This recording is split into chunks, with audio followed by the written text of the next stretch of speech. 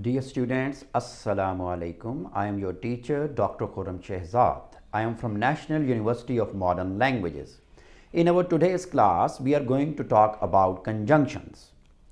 Since you know that I have already discussed noun, pronouns, adjectives and adverbs, so in this class, I am going to talk about conjunctions. The objectives of our today's class are to identify clauses and sentences, to use coordinating and correlative conjunctions correctly, to use subordinating conjunctions and conjunctive adverbs correctly, to use correct punctuation marks in sentences containing coordinating, correlative or subordinating conjunctions or conjunctive adverbs. Dear students, what is a conjunction? Conjunction is a word which means joining together. So it is just like a scotch tape which helps us to join different things. So conjunctions, they help us to join different words, phrases, clauses or sentences. Conjunctions are words which connect sentences, clauses or groups of words. Some learners know them as connectors or joining words. Sentence. Number of words forming a complete statement is called a sentence. For example, I want it. We enjoy playing cricket. So these are the two sentences. A sentence, it has a complete thought. It has a subject, a verb or sometimes an object as well. But remember, a sentence is a sentence which contains a complete thought. A clause can be a sentence too. If the clause is independent, that is called a sentence. Clause, a part of sentence having its own subject and predicate. Sometimes clause is part of the sentence because sentences can have two clauses as well. One is independent clause and the other is dependent clause. But independent clause is a complete sentence as well. Michael has a friend who is rich. She is crying because you were unkind. So here there were two clauses, and when they are put together we have got a sentence. She is crying is independent clause. Because you were unkind, that is dependent clause. Because you were unkind is not a complete sentence because it does not have a complete thought. Types of conjunctions: coordinating conjunctions, subordinating conjunctions, correlative conjunctions and conjunctive adverbs. It means that conjunctions are of four types. Coordinating conjunctions. One type of conjunction is the coordinating conjunction, which gives equal importance to the words or sentences that it connects. So usually two complete sentences, when they are combined together, we use a coordinating conjunctions. It means that coordinating conjunctions can connect two independent sentences. There are 7 coordinating conjunctions: but, or, so, and, yet, for, nor. I like coffee but my wife prefers tea. So here we have got two sentences: I like coffee, my wife prefers tea. So these two sentences, they are combined together with the help of a conjunction, that is but. So but is used to join two opposite sentences. Would you prefer coffee or tea? Coffee or tea. So or is used to join two words here, coffee or tea, and or is used for option. I have drunk 6 cups of coffee today, so I have got a headache. So again, two sentences are being joined here. I have drunk 6 cups of coffee today, one complete sentence. I have got headache, another sentence. So these two are put together with the help of conjunctive adverb, conjunctive coordinating conjunction, that is so. Here are some more examples. I like milk and sugar in my tea. So milk and sugar, these are two words and they are combined with the help of coordinating conjunction, that is and. He is 72, yet he still swims, runs and plays football regularly.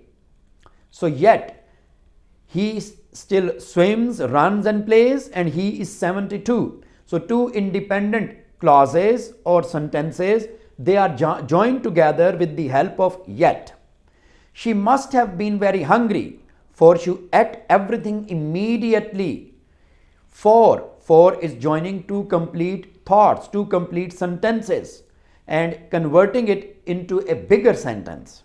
Switzerland is not in the European Union, nor is it a member of NATO. So nor is used here to join two clauses.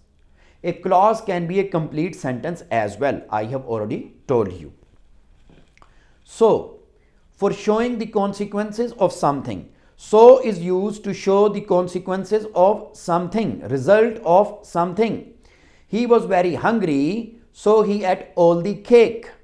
So is showing the result. So is showing the consequences. What is the consequence?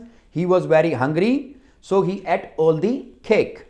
But for contrast, for opposing ideas, I eat cake, but I never eat biscuits. I don't like them. For explaining why, more formal and less common than because. For is used for explaining why, giving reason. He is overweight, for he eats too many cakes and biscuits. He is overweight because he eats too many cakes and biscuits. So here the word for is used. And the same, similar or equal, without contrast, similar ideas. His favorite snacks are cakes and biscuits. Remember, when these words and, but, so, for, yet, they are used to join two words, no comma is required. But when they are used to join two complete sentences or two independent clauses, then before them we use comma. So in every example, you can see that comma is coming before so. He was very hungry, comma, so he ate all the cake. I eat cake, but I never eat biscuits. So before but, comma is there. He is overweight, for he eats too many cakes. Before comma is there. But when cakes and biscuits, two words are joined, there is no comma before but or and. Nor, for two non-contrasting grammatically negative items, he does not eat cake, nor does he eat biscuits. So nor is also used to join two complete sentences or two clauses. And comma is there before nor when it is used to join two sentences. Or is used for option, alternative. Would you like cake or biscuits with your coffee? Or biscuits. Here or is used to join two nouns, two words, so comma is not required. But when there is a complete sentence, you can stay here or you can leave the room. So here or you can leave the room, comma is required before or. Yet, contrast, despite something, synonym with nevertheless. He is overweight and feels terrible, yet he continues to eat lot of cakes and biscuits. So before yet, comma is added. Dear students, our next topic within conjunctions is subordinating conjunctions. Subordinating conjunctions are used when one sentence is joined with the other sentence, but one sentence is independent clause and the other clause or sentence is dependent clause. Dependent clause is a clause which cannot stand on its own. Dependent clause is a clause which cannot give complete meaning. Therefore, we use subordinating conjunctions. So, word subordinating. A subordinating clause cannot stand alone as a sentence. A clause is a group of words with a subject and a verb. Clause can have a subject and a verb. A subordinating conjunction introduces a subordinate clause and joins it to a main clause. Subordinating conjunctions. These are the examples of subordinating conjunctions. Where, because, although, after, whereas, though, before, while and unless. If you start the sentence with these words, after this clause there will be a comma. But if you start the sentence with the independent clause and then you start the other clause with these words, there is no need of comma. Subordinating conjunctions are conjunctions that connect a main independent clause and a subordinate dependent clause together. The clause beginning with the subordinating conjunction is always the subordinating clause, which depends on the main clause for its meaning, which cannot give complete meaning and cannot exist without it. She is crying because you were unkind. So because you were unkind is a subordinating clause. Because is a subordinating conjunction. So comma is not required here, and because you were unkind cannot stand alone. It cannot give complete meaning. So it has to be joined with the independent clause. So she is crying is an independent clause here. If I start the sentence with because you were unkind, comma, she is crying. So then this is another style of writing the same sentence. Common subordinating conjunctions include because, so that, as, since. They express cause or reason. After that, subordinating clause will be coming. Before, after, until, till, when, as soon as, whenever, and while to express time. Unless, if, even if, in case, providing to express condition, shart. Although, even though, whereas to express contrast, opposing idea or concession. So here are some examples. When I got my test back, I was very happy. So when I got my test back, subordinating conjunction, when, subordinating clause, when I got my test back, comma is required. I was very happy. So if you write I was very happy when I got my test back, there is no need of comma. Before I went to bed, I listened to my iPod. Before I went to bed. So before, you are starting with subordinating conjunction, comma is required after bed.